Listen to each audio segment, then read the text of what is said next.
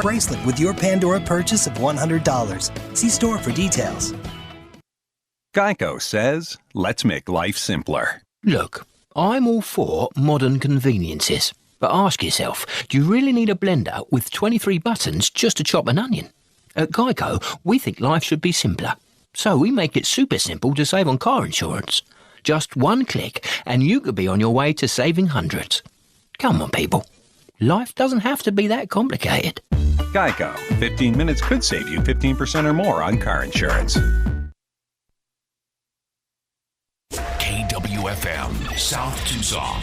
The views of this program are not necessarily those of KWFM, its management, or its sponsors. The host is solely responsible for the content.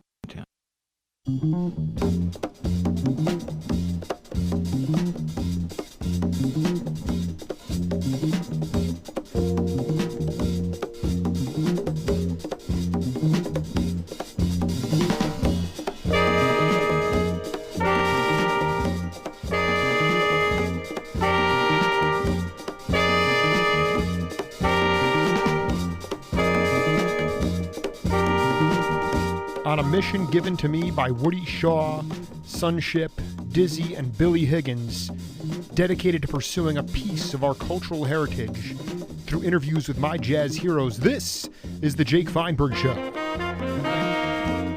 Welcome, everybody, inside the studios of KWFM 1330 The Star. This is The Jake Feinberg Program, and we're happy you could all be on board today. My guest today is an example of an industrious musician. He grew up in the hills of Utah, with music all around him. His father was a prolific multi-instrumentalist who would not let his son play his trumpet because he thought his son would, quote, blow bad air into the horn. Well, what did my guest do? He created a makeshift trumpet that he used to serenade girls, and it worked pretty well. His first live musical exhibition was in the traveling Jewkes family band in the Mountain West, in front of Native Americans and farmers. But at a certain point, he believed that in order to grow musically, he had to move to the Bay Area and stretch out. What followed and continues today is a musician who has broadened people's beliefs in spontaneity, orchestration, amalgamations, and smelling the roses. He has played with Jon Hendricks, Jerry Hahn, Ron Stallings, Michael Bloomfield, Ed Neumeister, and Jack DeJohnette, among others. He has been instrumental in creating jazz workshops and educating a younger cadre of musicians in learning how to swing. So much to talk about with Bay Area saxophonist Noel Jewkes. Welcome to the Jake Feinberg Show. Welcome, Noel. Hi, Jake. How are you, sir? Am I coming through clearly? I'm on my cell phone. And you sound great. Okay. Hey, I wanted to start by asking you about this story. Your father, growing up, he would not let you blow into his trumpet because he thought you would be blowing in bad air. And you went out and said, okay, well, I'm just going to kind of make my own and for my own reasons. And why don't you just talk about early on? I mean, how did you find out about that? I'm a journalist, so that's my job, right? Okay. I thought that was a family secret. But okay. No, there was an article in the in some local rag where it's nice because you're very humble in your bio. But this article was more expansive. I'll email you the article. But in any event, is it true? And talk about it. Oh, yes. Yeah, it was true. He used to tell me that anybody who picked up his trumpet would blow bad air, and then if he picked it up, it wouldn't play well until he blew all that bad air out. So I think that's an old trumpet myth. I think there's some truth to it, actually. But anyway, I made a little blow horn out of a garden hose and a funnel and an extra trumpet mouthpiece that my dad gave me. So I wouldn't play more than a few overtones, but it sounded like a trumpet for a minute. So. Would you say that Jewkes that early family Jewkes band. I mean, you talk about it was a swing band, but what were you? How would you describe that kind of music? What kind of sounds? What kind of music were you incorporating into it? Was it a totally new sound? What was it about? Well, my father and his brothers had some experience going to California and living in L.A. during the 30s, and they picked up on the swing, big band stuff, and just the music of the 30s. And they moved back to Utah around 1939, I believe, and brought back some of that experience, with them, and they created a little swing band consisting of my father and my uncle Malone, who played saxophone, and I had another uncle who played violin, and then there were my mother, who played piano, and a couple of relatives, a cousin who played drums, and it was called the Jewkes Orchestra, and they played around central Utah for country clubs and schools and churches, and anywhere there was a need for a little band. The prevailing music out there was, of course, country and western, and we were kind of an exception because we had a swing beat, and we played the songs out of the 30s and 40s, and they'd take me along, and I learned just by going along and listening to them. And when my mother was pregnant, I was carried around. So I guess I was born swinging. In a way. You were inculcated in the womb, right? Yes. Yeah. Educated in the womb. Yeah. Right. Talk about. You said something interesting, but I want you to elaborate on it. You said I went on the road and I learned just by being there. Talk about just a couple things that you learned, non-verbal things that you learned that you have taken in your career as it relates to how you deal with musicians and how you sort of self-discovery with music in general. Well, I think the key word is listening and being there, and picking up on the experience that older musicians have had, and absorbing it just basically through getting to know them and interacting with them in the process of making music, and whatever skill level you might have or they might have kind of determines, the result. Of course, and some of the musicians I used to play with didn't even read music, Mm-hmm. And then others were a little more educated that way. And but with jazz, it's basically about improvisation and learning how to extrapolate on a given set of chord changes. A standard song, improvising. I guess the root of that is improving. That's right. That's very important, and that has not dawned on me before. That's unbelievable. Actually, you're trying to improve on an existing composition or melody, by adding your 2 cents worth to it, Mm-hmm. And, sometimes it works. Sometimes you got to remember that you're not trying to destroy the song. You're just trying to show different avenues that it could go, and it's implied, in the melody and the rhythms and the chord changes. So, and a lot of that is, I guess, dependent upon your knowledge of harmony and rhythm and the backlog of ideas that you listen all your life to music, and a lot of phrases just stay with you, in your subconscious, and you draw from that. Things just come up in your inner ear that would be appropriate, for the moment, it's a mysterious process. I don't know how it really works, except that I know it's you have to have input there. You can't create out of nothing, and you can't really create out of just a bunch of rules, or although they help. But I believe the basis of most jazz musicians' improvisations is what they've heard before and how they can, reapply it, to a new situation. One of the things, what I'm getting at here is, I'm a big proponent. I'm not a musician myself, but I'm a proponent of experiential learning. And what's fascinating is this idea that the Jewkes family orchestra, you started to travel within the Mountain West. You would go to New Mexico, maybe Colorado, and you'd be playing in front of. I mean, you want to talk about? There's no. I use the word industrious, but.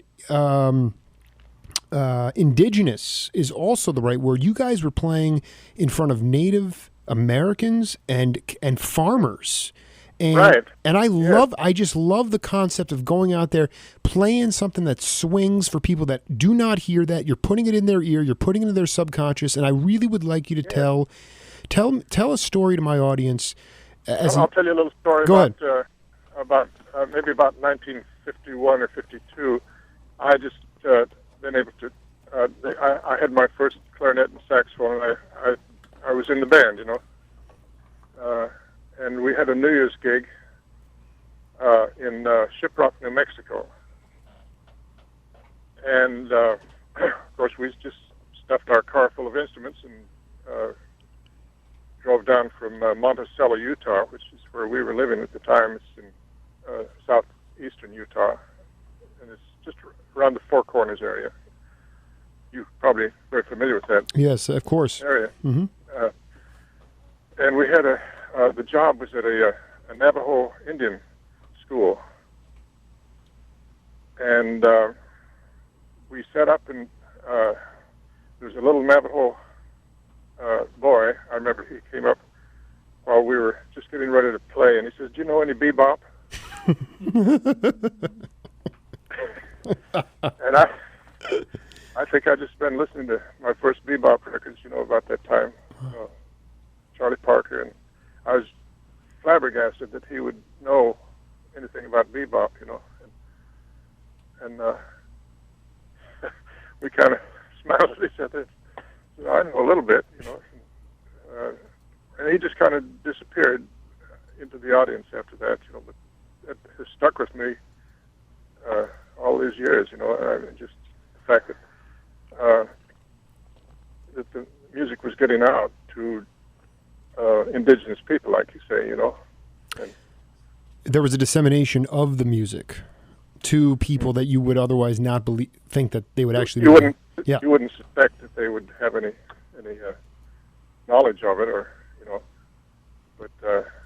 I have to believe that that's partly attributed to the bleed-through channels of AM radio that were very prevalent back in the day, where you could, I've talked to musicians that grew up in Omaha, Nebraska, yet they could hear a bleed-through channel coming in from, the blues stations in Louisiana, Well, thanks to your medium, you've spread the word out, and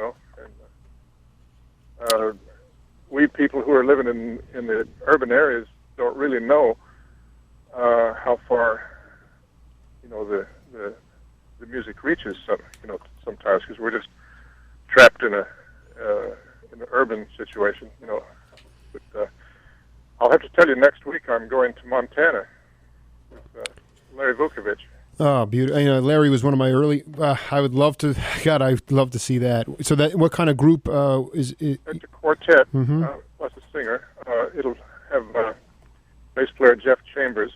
Of course. And I believe Clarence Becton, drummer, who. Oh my God, I love Clarence. He played with. Did he play with Charlie Parker? No, I don't believe so. But he played with Jon Hendricks. I met him through working with John. Both Larry and I, and John Hurd, the bass player, who was supposed to take this trip, but I think due to ill health he had to cancel out. He's not feeling well again? John Hurd, the bass player. Of course. No, I know John. I went to visit him in L.A. last summer, and he was, he had bone cancer, and he never practiced before. But then when he was rehabilitating, he realized that was how he couldn't pick up a pencil. But then he had to, in order to rehabilitate himself, he had to start practicing the upright bass. So he's always in my thoughts and prayers. So I love it. I love John. He's the but best. I think he had to cancel out due to his health. So we're using Jeff Chambers. It's a good replacement. But again, you're going to these sort of unconventional states. We just have about 5 gigs up there in Wyoming and Montana, I believe, and it's organized by a guy named John Simpson, who is an entrepreneur from Seattle, who put the gigs together for us. And we have a singer named Valeriana Quaveda. She's a Latin bombshell who, she'll be the, I guess she'll take the bullets if there aren't any. So. Right, exactly. Yeah, it's the Wild West up there, but I'm sure it's going to be great. But you talked about something about being in this urban bubble. Make no mistake, Noel. For the record here, you made a conscious decision at a certain point to say, in order to grow musically, which is actually your greatest inspiration and fear. It's what allows you to continue to move forward. It's just continuing to grow in music. And you knew at a certain point in your life that you needed to go somewhere, and you went to the Bay Area. And I want to know why you chose to go there, because, quite frankly, it was the most fertile scene for for everything on the musical spectrum, and you went into it right at that time. Well, I think just by circumstance. I'd moved to Fresno first from living in Salt Lake City for a while, and worked down there for a couple of years, and then I moved to Sacramento. It was a series of steps, and the time just seemed to be right to move into San Francisco, and I hit it at that particular time when there's a lot of innovation going on, and a lot of there's an after-hours club called Bop City that I used to love to hang out after hours and hear all of the great cats who were in town. That would be some people from Miles Davis's band, Horace Silver, Cannonball, and a lot of great local players like Dewey Redman used to live at the house that I lived in. I lived in an old Victorian house that was full of musicians. It was like a little boarding house. It was called Happy House. And a lot of great sessions there. Wow. And then Pony Poindexter was there. And Pony was at Bop City. Yeah, Jimbo, because, one of the guys that told me about that early on was Dick Burke, the great drummer, how outside the club, him and Eddie Henderson used to jump up and try to look through the window. They were underage, but they would consistently try to jump up and look to see. They were so attracted. They could hear the music in there pulsating. And it's a beautiful... Yeah. It's. I worked with Eddie. I had a wonderful summer working with Eddie at a place called Wolfman's at the Wharf, down in the Cannery area, Fisherman's Wharf area, and we had a quintet, and I got to really know and love Eddie there. Then he left for New York and been there ever since. So. I was wondering what time period that was, because that guy, to me, he epitomized your the generation that I've so focused in on, this idea of the spirituality of music and the power of music, the idea where you could go, that guy had a psychiatry degree, his father was a doctor. And he got a degree, and he could have gone into private practice and made tons of money, but yet he said, no, I'm going to steer myself into the spiritual world of music. Jazz might be the appropriate term. So it's like, I just, the feelings and the emotions and the power of collaborating on that level with people musically, like you've been doing, as from a journalist point of view, like I am, it's really a magical thing. Once the bug bites you stay bitten. You can't get it out of your system, right? You really can't. I'm just living out my karma as a musician, and glad to do so because I've been able to. I think I've been able to bring some joy to people through it, and kind of a counterbalance for all of it. Well, you're not going to get off that easy because just for the record, a couple of days ago in the mail, Noel sent along a package of some music that we're going to listen to later, but he also sent me an LP on Revelation called "Passing Through," the Dr. Legato Express, and well, that was done right at that that period.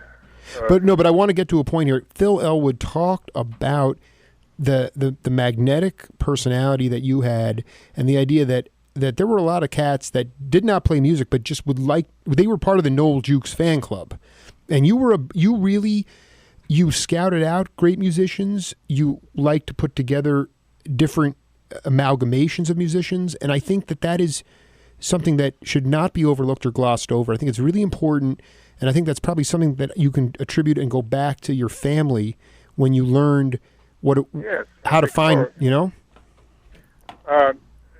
They're all my family now.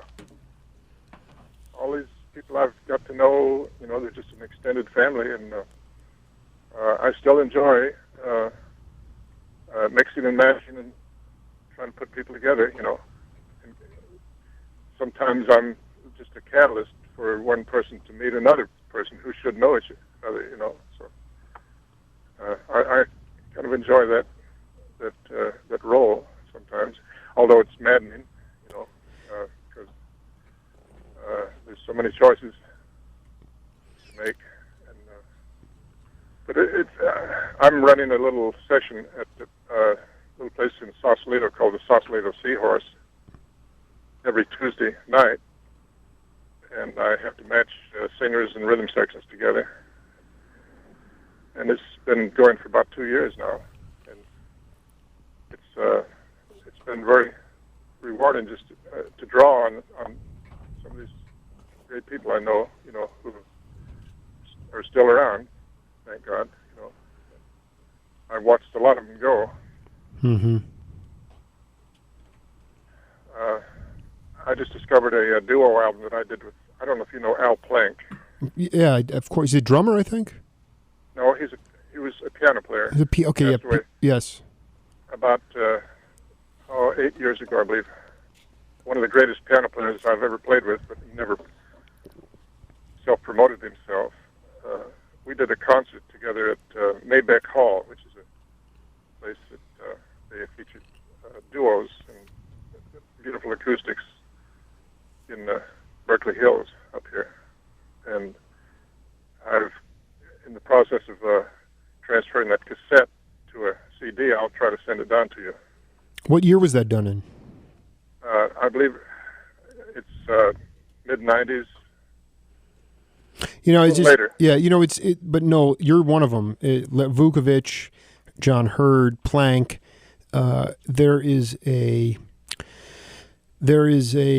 humbleness. Neumeister's the same way. It's an articulation through music, but it's also a humbleness. It's not a beating of the chest. Even the way you talk, I have to slow down and just listen to you because my generation is on super speed. It's so digital, it's so fast that to listen, it's so relaxing to be able to talk to you. But even myself, I have to slow my pace down. And you guys,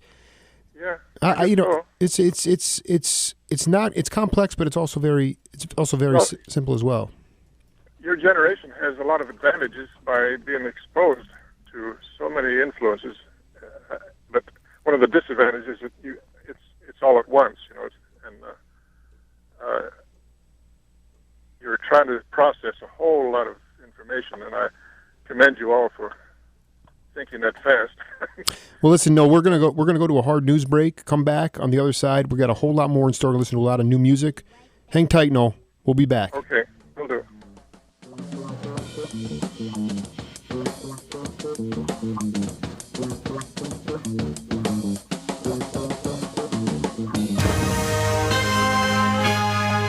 NBC News Radio, I'm Melissa Rayberger. The president of Libya, in an exclusive interview with NBC's Ayman Mohyeddin, says much has been learned about the murderous attack on the U.S. consulate in Benghazi. He said that the attacks that were carried out were part of a sinister plot targeting the United States specifically to carry out revenge against the U.S. for its policies and its citizens. But he did not elaborate as to the identity of these individuals. He said that would be made public in due course. Mohyeddin adds Libyans, both public officials and citizens, were sincerely stunned and saddened by the murder of U.S. Ambassador Christopher Stevens. Sudan has blocked an elite U.S. Marine security team from entering Khartoum to guard the U.S. embassy there. A similar team is already in Libya, along with FBI investigators. There is hope that Chicago's teacher strike can be settled soon. Negotiators have drafted a framework for an agreement they say could end the week-long walkout. This is NBC News Radio.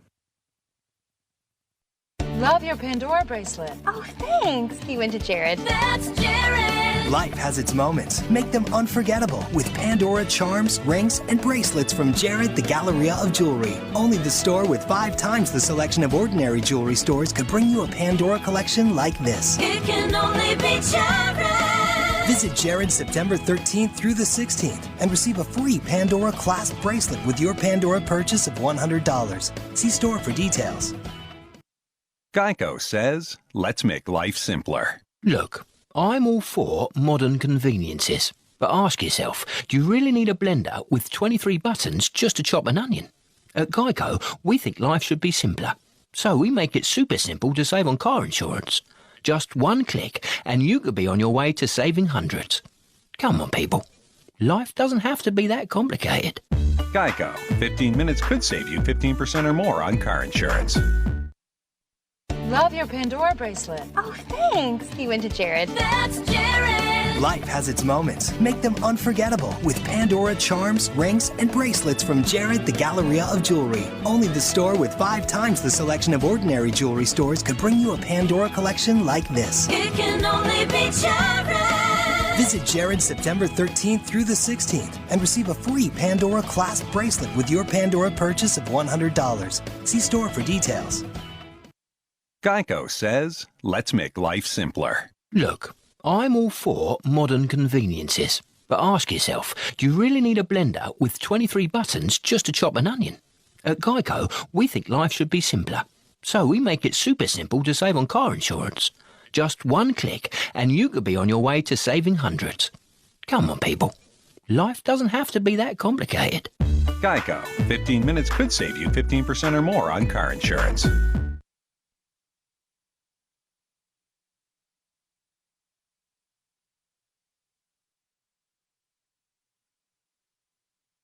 Just west of I-10. Admission is $4. Dealer tables are $35 in advance and $40 the week of the show. Last year, all the tables sold out, and I can attest I picked up some incredible Cal Tjader records. Contact Bruce Smith at 520-622-0104 or at Cassidy Collectibles at earthlink.net, records, CDs, and music memorabilia. The 8th Annual Tucson Record Show, Sunday, November 11th at the Las Casulitas Event Center. Be there.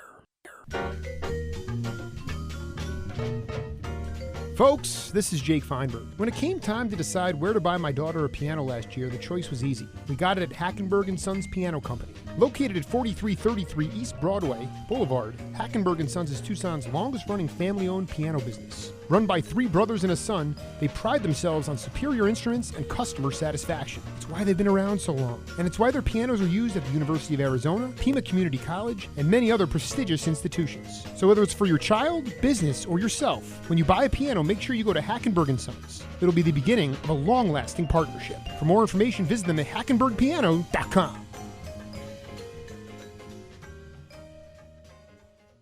In this day and age, people have a lot to protect. You want to know that when you're insuring valuable goods, you have an agent you can trust. Craig Pretzinger is that agent. For auto, home, and life insurance, the Pretzinger Agency is Tucson's most honest and flexible insurance company. Have off-road vehicles or motorhomes? Pretzinger can cover that as well. Pretzinger Agency at 299-5810, located across the street from Sullivan's Steakhouse on the southwest corner of River and Campbell. Trust, compassion, and service. The whole package at Pretzinger Agency. Call 299-5810 or text quote to 520-582-5150. 520-582-5150. 70, we have vintage receivers, turntables, speakers, and tape decks for sale with full warranty at reasonable prices. For service on and sales of stereo equipment of all kinds, the in-crowd meets at 4044 East Speedway inside Metronome Music. You can confirm our hours of operation and phone at stereohospital.com, where the misbehaving and misbegotten are rendered civilized and attractive if humanly possible. Folks, this is Jake Feinberg. One of the first things I wanted to do when I moved to Tucson was find authentic Chinese cuisine. After a tip from the Chinese Student Association, I headed over to Badar Chinese Restaurant. Well, it's been 7 years, and I have never looked back. Located at 7321 East Broadway Boulevard, Badar has been a family-run operation since 1992. The award-winning chef produces succulent dishes from sizzling ginger chicken to salt and pepper shrimp. The thing that separates Badar from the rest is that the chef procures ancient oriental dishes with the exotic island flair of Taiwan. Most importantly, there are no gimmicks or razzle-dazzle at Badar. You won't find any flat-screen TVs or karaoke machines. Badar is a place to go enjoy good food and spend time with your family.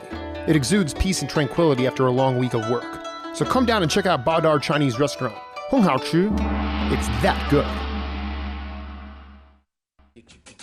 While other local radio stations placate to the frustration of the masses, the Jake Feinberg Show is blending knowledge from wise cognoscentes in an effort to build the bridge of consciousness to future generations. Join me for my exclusive interview with legendary crossover entertainer Bill Cosby, live Saturday, September 22nd at 3 p.m., only on KWFM 1330, The Star. This is Bill Cosby coming at you with music and fun. And if you're not careful, you may learn something before it's done.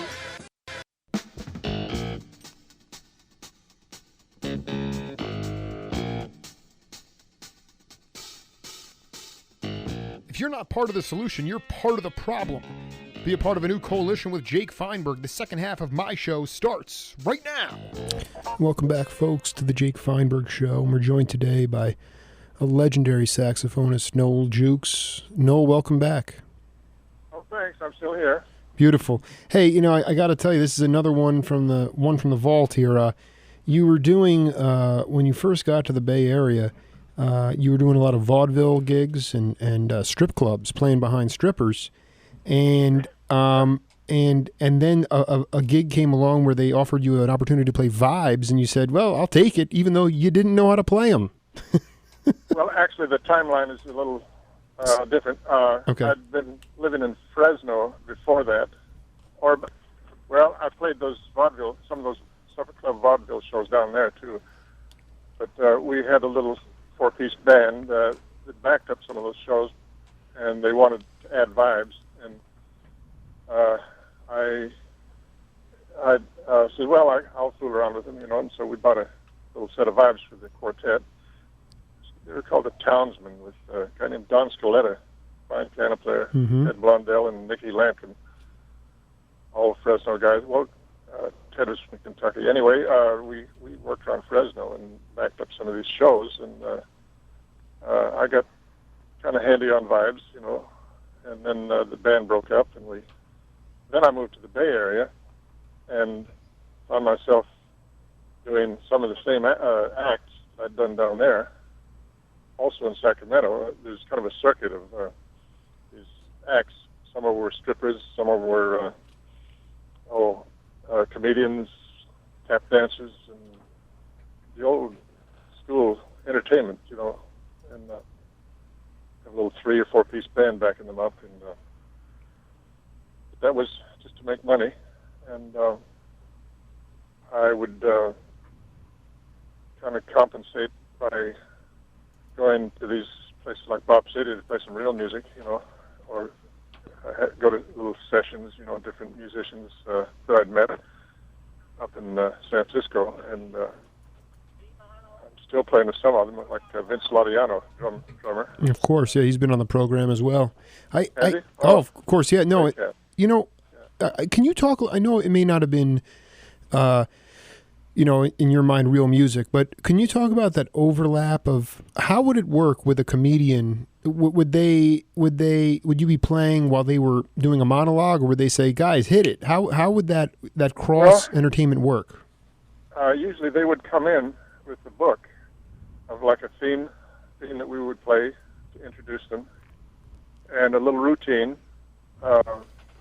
Maybe for a tap dancer, we'd do some soft shoe stuff, just background stuff so they could do the dance. If they were telling a joke, the drummer would all have to do a boop-a-da-bam, after the joke, Right. And just kind of keep them, just frame them, Right. It gives me the idea that, like, if they were really in a groove, that the music would only enhance it. It would keep the flow moving along. I mean, the concept is good, but and then you would go to Bop City. So, but Noel Jewkes, and he's made this very clear to me time and again when I go back and I talk about Ron McClure and Jerry Hahn, Jack DeJohnette, Arabian, Jon Hendricks. He goes, Jake, I'm still making music, man. That's the one thing I love about Noel Jewkes is that he continually humbles me. So I want to play a tune here. It's very fitting for the desert, and we'll come back and we'll go through it, okay? Okay, you want me to hang? Hang, baby, hang. All right. For God's sakes, Maureen, it's going to rain again.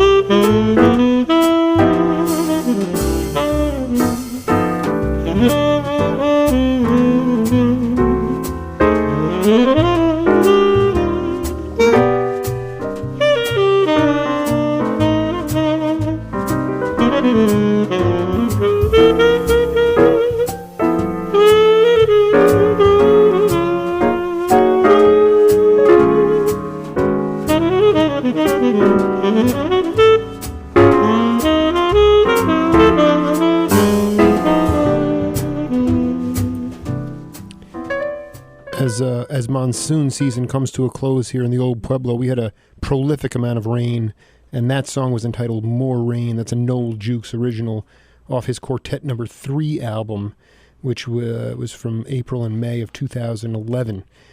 Take us through it, man. Thank you. Am I on? You're on, baby. Well, is it raining down there? I was gonna say that we just finished our monsoon season, and the last 2 or 3 years has been very tepid. But we had a prolific monsoon. We had a lot of rain this year, so I thought it was fitting to play. And of course, you're in the Bay Area where it's foggy and rainy quite a bit. So, but we haven't had much rain lately. But I'm glad you're getting a dose down there. We need it. We need it. Yes. Well.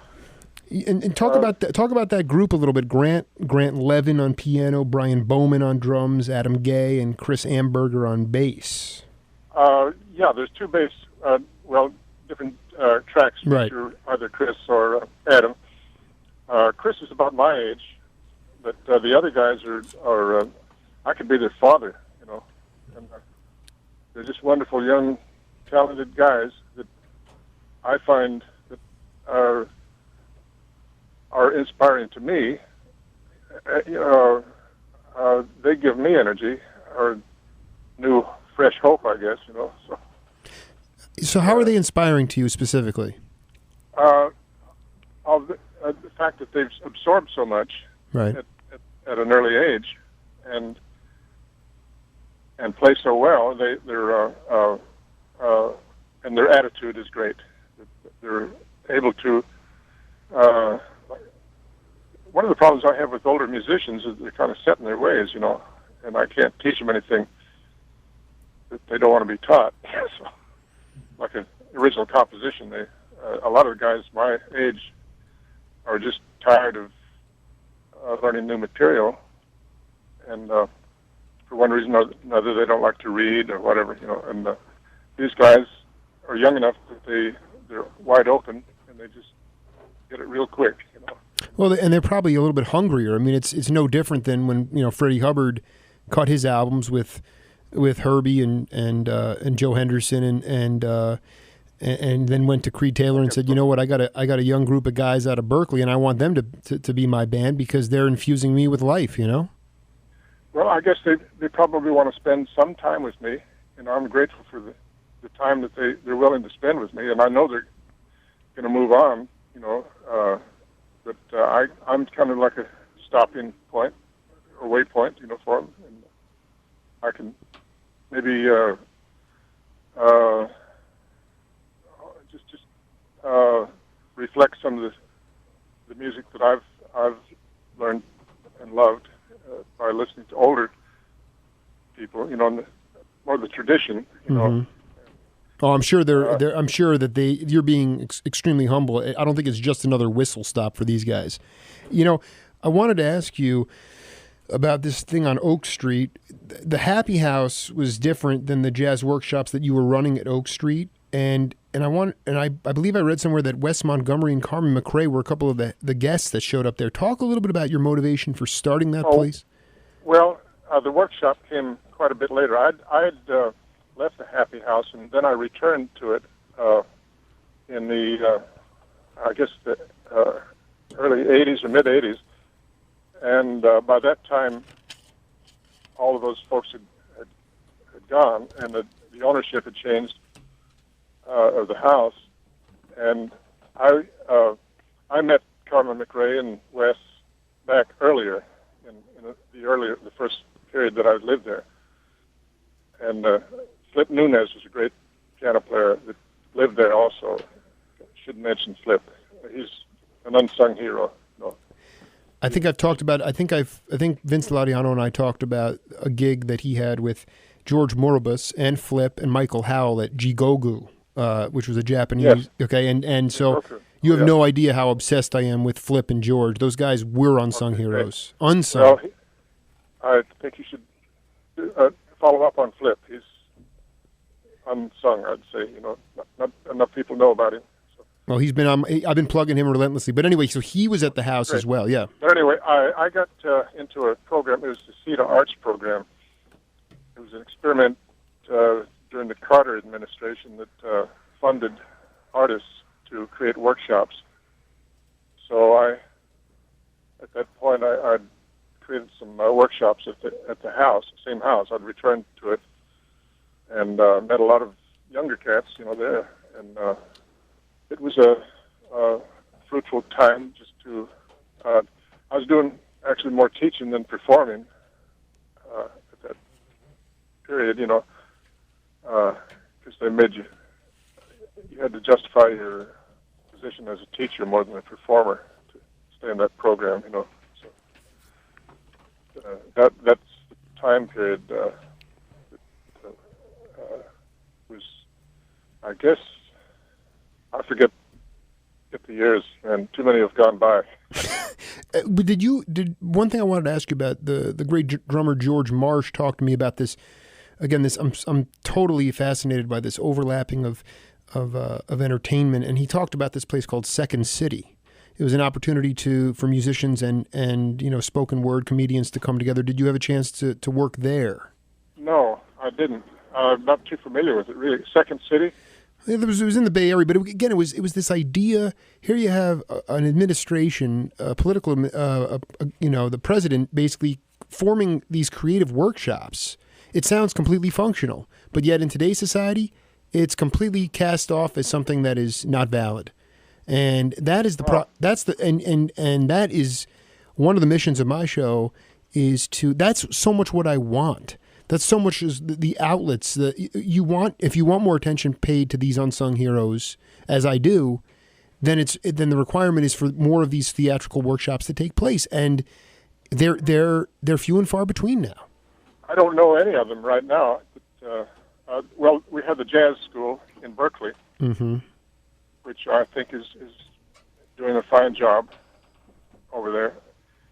But you have to pay to go to it, That's what I'm saying. It's a pay to play, and more and the more I hear now from musicians, even in towns that like Tucson, and for all I know, the DoubleTree down here, you used to have Cal Jader come in here for a weekend, and Groove Holmes, and now it's like you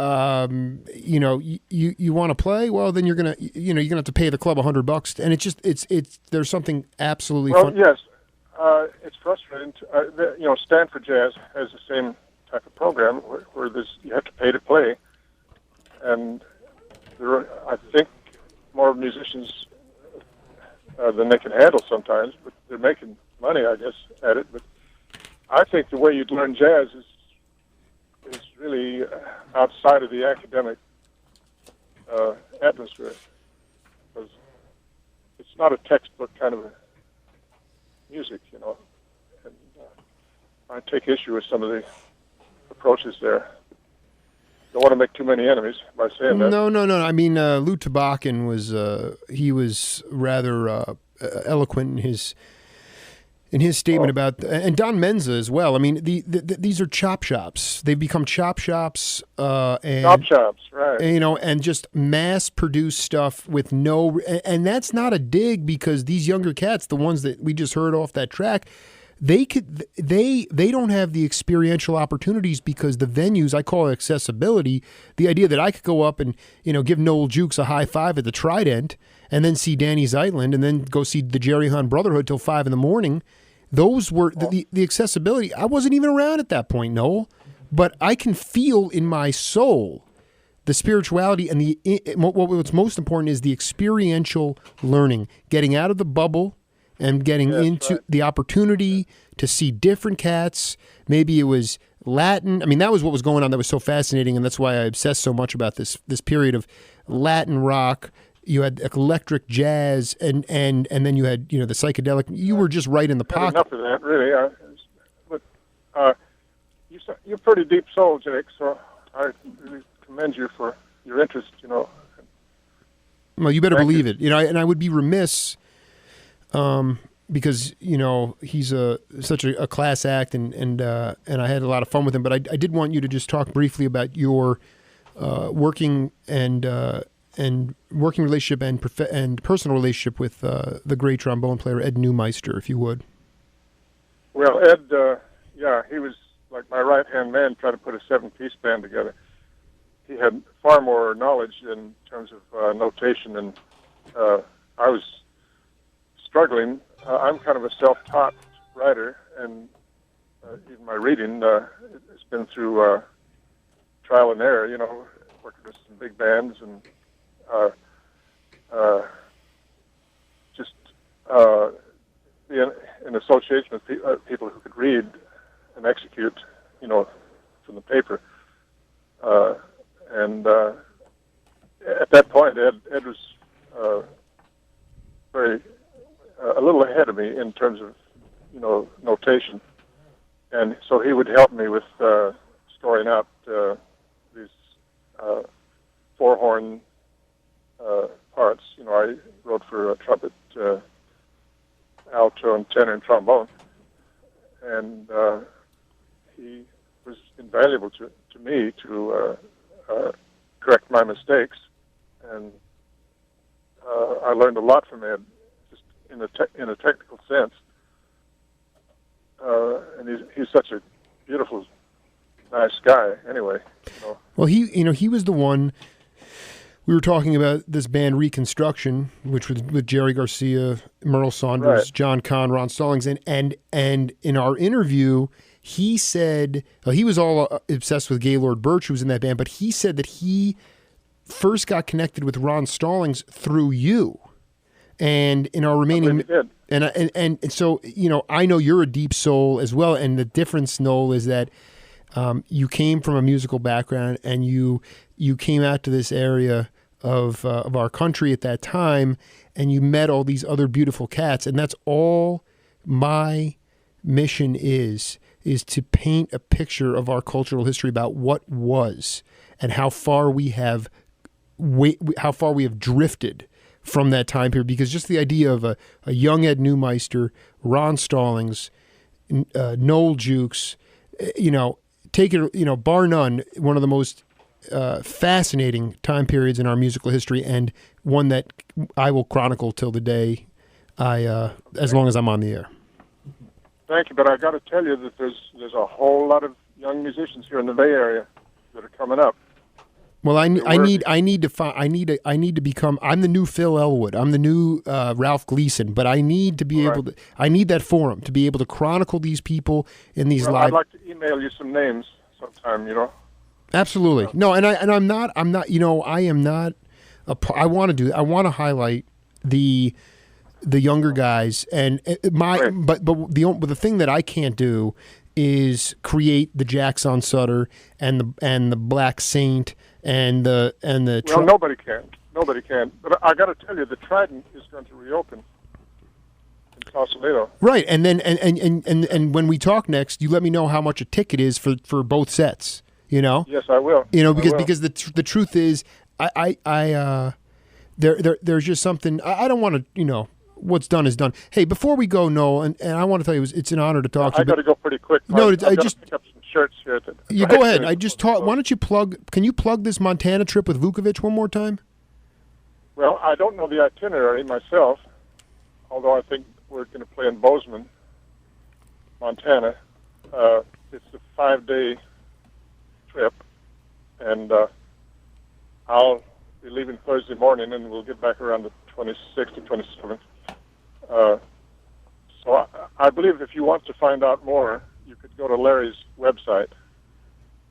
He should have more information up. Well, we're looking forward to it. And Noel, you go pick up those shirts, my man. And I'll tell you, thank you for continuing on with your spirituality, energy, and music, man. All right? Come down to the Southwest again sometime. I can't wait to see you, man. All right? Okay, Jake. All right, we'll talk to you soon. This is the Jake Feinberg Show, KWFM 1330, The Star.